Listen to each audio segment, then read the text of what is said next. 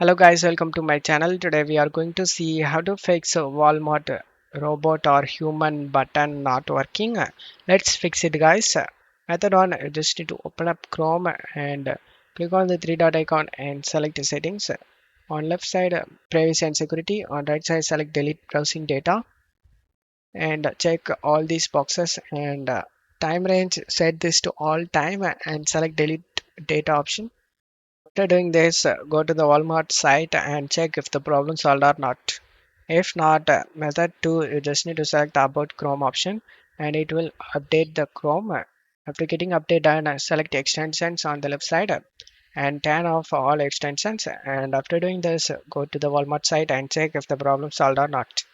If not, method 3, click on the three dot icon and select a new incognito window. And now search the Walmart site and check if the problem solved or not. Method 4, you can use different browser.